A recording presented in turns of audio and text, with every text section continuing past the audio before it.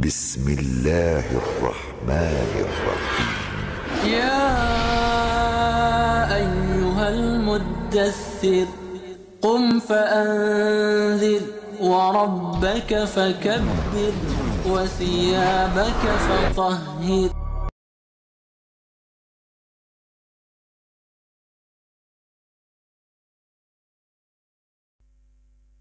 Assalamualaikum warahmatullahi wabarakatuh. Para pemirsa yang dirahmati Allah, kita ketemu kembali dalam kajian rasionalitas Qurani bersama Bapak Haji Iswan Muhammad Isa, yang mana pada kajian kita kali ini kita akan membahas dengan tema qada dan qadar pada dunia non fisik. Para pemirsa yang dirahmati Allah, pada tema 104 yang lalu kita sudah membahas tentang hukum-hukum pertumbuhan, perkembangan, dan perubahan pada dunia fisik, baik dunia fauna, dunia flora, dunia kosmos, dan dunia manusia.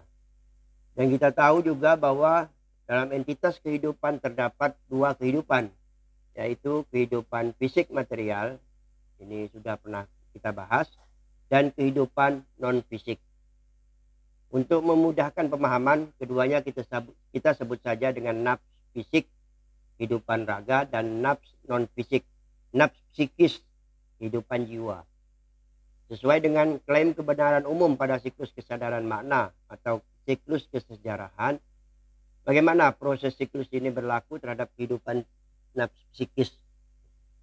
Terima kasih, Ajil. Assalamualaikum warahmatullahi wabarakatuh. Alhamdulillah, kita memasuki tema 105. Kemarin kita sudah membahas tentang qada dan qadar, sesuatu yang sudah ditetapkan, diberikan potensi terhadap dunia-dunia fisik. Terus bagaimana pertanyaannya tentang dunia yang non fisik, dunia psikis. Nah, untuk memudahkan ini kita katakan ada kehidupan fisik, ada kehidupan psikis, gitu kan? Ada nafs fisik, ada nafs psikis, gitu.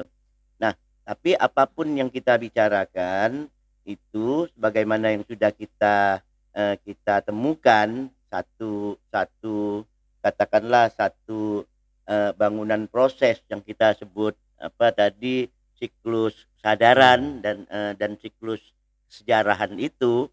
Nah, bangunan ini kita harus tetap berangkat dari bentuk siklus. Nah, kita udah tahu bahwa siklus awal ini kan siklus awal daripada siklus kesadaran ini kan dimulai dengan adanya sentuhan. Dimulai dengan adanya sentuhan, terus meningkat dari sentuhan itu dia menjadi rasa, dari rasa menjadi pengalaman. Dari pengalaman ini dia meningkat pada pengetahuan. Dari pengetahuan, kumpulan pengetahuan inilah kita mendapat suatu pemahaman. Nah, dengan mengetahui pemahaman inilah timbulnya kesadaran di dalam diri kita, sehingga kita bisa memaknai segala apa-apa yang bersentuhan dengan kita, gitu. Jadi dia tetap bentuknya siklus yang berproses. Nah, ketika sampai kepada kesadaran makna, sampai kepada makna, nah ini dia ketemu lagi dengan sentuhan. Dia bersentuhan lagi, tapi tentu dengan materi-materi, benda-benda yang berbeda, dengan bobot-bobot yang berbeda. Nah, dia tetap berproses bagaimana bentuk sebagaimana kerangka kesadaran yang sudah kita bentuk. Kan ada dua dunia yang berbeda, yaitu dunia hewan dan dunia manusia. Apakah proses perkembangan nafs psikisnya sama? Nah, kalau kita lihat pada siklus awal, kan kita siklus ini kan harus bermula pada awal dulu nih. Nah, kalau kita lihat siklus awal, ini perkembangan nafs psikis dan pada tahap pertama ini dengan baik pada dunia fauna, dunia flora, dunia kehidupan lain, terhadap dunia manusia juga itu pada perkembangan pertama itu itu pada apa? Pada taruhlah kita supaya mudah hewan dan manusia gitu kan. Nah, itu sama kurang lebih secara umum dia sama, walaupun dengan seperti yang tadi saya katakan, dengan bobot-bobot yang berbeda, karena kemampuan qada dan kadar masing-masing itu kan berbeda gitu. Nah, misalnya kita ambil saja misalnya bobot-bobot yang hampir sama. Artinya kehidupan hewan dengan kehidupan kita ambil yang hampir sama dengan kita untuk mudahkan perbandingannya. Nah, yang hampir sama dengan kita ini, kita tahu makhluk-makhluk primata itu seperti gorila, simpanse, kera. Nah, itu segala. Nah, ini kan ini kemiripannya sama dengan manusia gitu. Nah, pada siklus awal ini kita ambil mulai sama-sama muncul lah, misalnya sama-sama munculnya bayi. Ada bayi simpanse, ada bayi manusia gitu. Nah, ini siklus pada tahap awal ini dia kurang lebih sama. Nah, misalnya dengan adanya sentuhan, dia mendapat sentuhan yang sama gitu. Kasih sayang orang tua, ini pun dari kasih sayang orang tua, bagaimana orang tua melindungi anaknya, bagaimana dia menyusui. Nah, ini sentuhan-sentuhannya sama. Nah, karena sentuhan-sentuhannya sama, berarti akumulasi dari sentuhan ini, kan kita dari siklus tadi, berarti rasa yang dialaminya itu ya sama gitu. Rasa ya, dia merasa aman, dia merasa terlindungi, terus dia merasa menikmati apa yang tersentuh pada dirinya, baik tersentuh dari orang-orang tuanya, lingkungan, maupun dari hal-hal yang menyebabkan dia beradaptasi gitu. Nah, ini artinya dia mempunyai pengalaman yang sama gitu. Nah, sampai pada tingkat ini, tahap pengalaman psikis antara yang baru tumbuh tadi, bayi gorila atau bayi kera tadi dengan bayi manusia ini, nah pengalamannya sama. Nah, akumulasi inilah yang menyebabkan nanti ini keduanya mempunyai tingkat pada suatu tahap kematangan yang sama. Artinya tapi sampai pada tingkat pengalaman gitu. Nah, ini yang kita sebut tadi kurang lebih sama gitu. Dapat diberikan contoh biar lebih jelas apa yang dimaksud dengan kematangan yang sama? Nah, maksud kematangan yang sama ini kematangan psikis di antara perkembangan dua spesies tadi.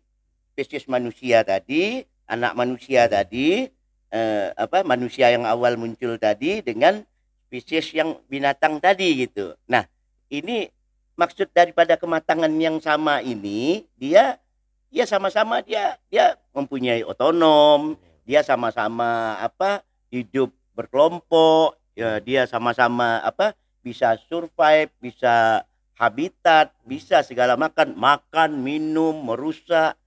Pada tahap kematangan biologisnya dia bisa berkembang biak. Nah, ini tidak berbeda ini. Tidak berbeda. Nah, inilah tahap-tahap pengalaman psikis yang terakhir antara dua entitas ini, antara hewan dan manusia. Ini selesai sampai di sini gitu. Selesai. Nah, nanti perkembangan selanjutnya ini kan berbeda gitu. Nah, ini yang bisa kita pahami gitu. Lalu pada tahap mana entitas itu mulai berbeda? Nah, kalau entitas itu mulai berbeda, ini kan kemarin kita kan sudah membahas tema-tema perkembangan manusia segala macam. Nah, ketika manusia tadi, kalau tahap pertama ini kan disebut bashar. Nah, sedangkan hayawan ini disebut dabbah. Jadi fauna itu dia dabbah gitu. Nah, kalau manusia bashar. Nah, ini kan sama-sama muncul tadi nih. Sama muncul, dia hidupnya periodenya sama itu Pak Jul. Karena dia sama-sama muncul dari air. berarti dia pada suatu rentang periode yang sama antara manusia dan hewan gitu. Nah, ketika dia sampai tahap pada pengalaman, hewan ini tidak berkembang lagi. Artinya dia kembali lagi pada proses pengalaman itulah gitu. Dia tetap tidak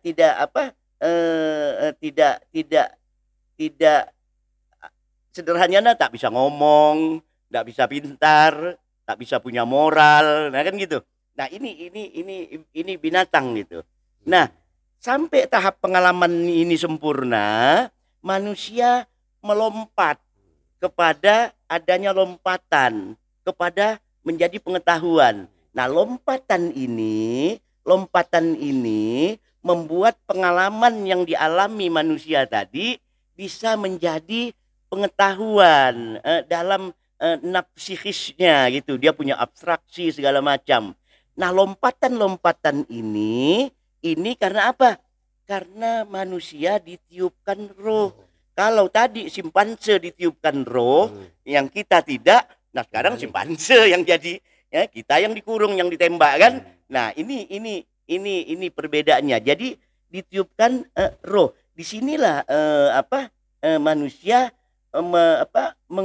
dia pengalamannya mempunyai suatu abstraksi sehingga menjadi ilmu pengetahuan. Nah, sehingga menjadi ilmu pengetahuan. Beda dengan kera. Makanya kera tidak bisa ngomong gitu. Nah, sedangkan manusia dengan pengetahuan ini, dia dengan peniupan roh tadi, dia punya potensi dengan kemampuan kematangannya tadi. Tapi tentu saja dengan pembelajaran gitu. Nah, manusia tidak bisa mengungkapkan sesuatu tanpa melalui pembelajaran. Tadi dikatakan pengalaman dengan pembelajaran. Apakah tanpa pembelajaran manusia tidak bisa berbahasa? Tidak bisa berbahasa. Apakah tanpa pembelajaran manusia tidak bisa berbahasa yang kayak kita gini ya? Nah, itu seperti yang tadi saya katakan, harus pembelajaran. Nah, jadi kalau ditanya ya tetap tidak bisa gitu. Nah, manusia tidak akan bisa tanpa adanya pembelajaran. Tadi kan kita katakan bahwa hewan dia kan tidak mendapat peniupan roh. Berarti dia tidak punya lompatan kesadaran. Manusia punya potensi itu gitu. Tapi harus pembelajaran. Nah, karena tidak punya roh, bayi monyet itu atau kera itu Pak Jul ambil lahir, Pak Jul ambil dari hutan bawa ke kota sampai tua bungkuk dia tak bisa ngomong gitu. Walaupun kita ajar capek-capek gitu, ya kan? Nah binatang, maaf misalnya anjing, itu lahir Pak Jul bawa ke kampung, kita bawa ke rumah, suruh kumpul sama anak kita, sampai mati anjing itu tetap nyala, ngonggong, enggak bisa. Nah, beda dengan manusia, tapi dia harus pembelajaran, ya kan? Nah, tapi sebaliknya, karena melalui pembelajaran, walaupun manusia punya potensi, tapi tidak melalui pembelajaran, kalau dia lahir Pak Jul titipkan sama gorila atau sama harimau di hutan, udah besar, dia jadi ong-ong, jadi Tarzan. Dia cuma ngomong, tapi dia bisa menirukan semua kata di dalam hutan itu, tapi dia tidak punya abstraksi, karena untuk punya abstraksi itu ada peniupan roh, untuk mengungkapkannya harus ada pembelajaran gitu. Melalui dunia yang kita hadapi sekarang, mungkin kita bisa mengerti bagaimana cara manusia bisa berbicara, karena sudah melalui berbagai ulangan siklus. Tapi pada siklus awal, bagaimana kelompok manusia Adam awal bisa berbicara? Tentu ada yang mengajarinya. Siapa yang mengajarinya? Nah kalau berpikiran logis kan, artinya kalau sekarang anak kita lahir kan kita yang ngajar, kita lahir bapak kita yang ngajar. Nah kalau lihat dari siklus awal tadi, kalau begitu ketika muncul sama-sama ini, Kan kata kita harus melewat pembelajaran. Nah kalau gitu siapa yang apa? Yang ngajar berbahasa gitu, ya kan? Nah sebenarnya ini udah kita bahas. Kita bahas di tema yang lalu tentang perkembangan bahasa ya, perkembangan bahasa apa? Kemarin itu kita katakan manusia mengalami tingkat-tingkat. Pertama makhluk Adam yang baru muncul ibarat tadi nih bayi, ini diajar dulu asma. Allah tidak pernah mengatakan dia diajar ngomong kan. Pertama asma. Nah ketika asma di surah lain kita lihat Allah baru diajarkan kalam. Kalam itu abstraksi yang dia bisa membedakan segala macam apa yang diserapnya, suara, bentuk. Dia bisa membedakan dan dia bisa paham. Tapi untuk membedakan, untuk memahami ini kan untuk dalam bentuk bahasa, ini kan dia harus belajar. Nah, belajar inilah Allah mengutus subjek yang bisa mengajar gitu. Oleh sebab itu di Al-Qur'an dibedakan itu tingkatan-tingkatannya itu dibedakan. Ada tingkatan asma, dia mempelajari simbol. Ada tingkatan kalam, allama bil kalam. Pertama alamal Allah allama al Adam asma'akullaha itu kan. Terus allama bil kalam, mengajar kalam. Terus di surah Ar-Rahman allamahul bayan. Jadi memang ada 3 proses. Nah, untuk memahami bayan ini kalau sekarang kita tinggal belajar. Nah, ketika manusia perkembangan pertama dia harus diajar. Nah, ada subjek yang diutus. Nah, subjek ini jadi masalah ini, subjek ini. Siapa subjek ini? Allah Idris. Nah, oleh sebab itu Allah mengirim yang bernama Idris. Idris inilah yang mengajar kelompok Adam yang berkembang ini sehingga dia bisa berkembang abstraksinya dengan menggunakan dengan siklus tadi dia menjadi makhluk budaya, bisa berkomunikasi dengan antar sesama manusia. Nah, kelompok awal Adam inilah kelompok spesies Adam. Jadi jangan dibayangkan Adam yang baru muncul, Adam ini kelompok dia beranak pinak kan, dia bashar. Nah, kelompok inilah yang diajar oleh berbicara melalui Idris. Oleh sebab itu Allah nyatakan dia setelah Adam kita mendapat informasi yang datang itu adalah Idris. Siapa sebenarnya Idris ini, Pak Iswan? Nah, tadi kan kita bilang ini kan banyak jadi perdebatan gitu. Tapi kalau kita berpikir dengan konsep yang kita bangun dengan secara rasionalitas Qur'ani, ya Idris ini ya malaikat gitu. Malaikat yang diutus oleh Allah. Memang Allah menyebutnya sebagai nabi gitu. Nah, tapi kita perlu ingat bahwa yang namanya nabi ini adalah subjek yang membawa informasi, membawa berita, dari kata naba'a. Jadi siapapun yang membawa berita, lah itu nabi, disebutnya nabi, berita yang baru, yang belum ada ini dia bawa berita gitu, disebut nabi. Nah, cuma dalam konteks risalat dan nubuat, nabi yang dikirim Allah ini dia dibekali wahyu. Nah Idris inilah yang mengajar yang mengajar kelompok Adam berbicara. Jadi Idris di sini bukan konteks dia sebagai nabi seperti nabi-nabi yang diutus Allah membawa risalat, membawa nubuat, membawa cerita. Makanya kita tak pernah mendapat informasi Adam itu mengajarkan kepada umatnya tentang ilmu, tentang pengetahuan, tidak pernah. Idris juga di informasi Al-Quran tidak pernah dia mengajarkan menyuruh ibadah, menyuruh baik. Tidak ada. Karena apa? Karena Idris ini yang mengajar kelompok Adam tadi. Makanya disebut Allah Idris dari kata darasa itu kan, mengajar, madrasah tempat mengajar itu kan. Nah, jadi Idris inilah sebagai guru. Idris tidak menerima wahyu karena dia malaikat. dia malaikat, dia diutus oleh Allah. Oleh sebab itu di dalam hikayat kita mendengar bahwa Nabi Idris itu tidak mati. Dia dibawa ke langit, ya segala macam lah yang dia seolah-olah dia berhubungan dengan Allah, dibawa masuk surga katanya, ke sana ke sini. Nah, karena Idris bukan nabi seperti nabi-nabi setelahnya gitu. Sepanjang yang kini informasikan Al-Quran, pada tahap awal perkembangan manusia, siapa kelompok manusia pertama yang sudah memiliki akumulasi pengetahuan, pemahaman, kesadaran dan makna dalam cara pandang hubungan antara Allah, alam dan manusia? Nah, tadi kan kita kan menyatakan bahwa Idris lah yang mengajar berbicara, yang mengajar bagaimana mengungkapkan abstraksi ini kepada kelompok-kelompok tadi, antara rentang waktu tadi ini, Adam tadi ini kan. Nah, diajar ini ada yang mengajar langsung, ada juga Allah mengajar lewat fenomena misalnya seseorang membunuh seseorang, Allah turunkan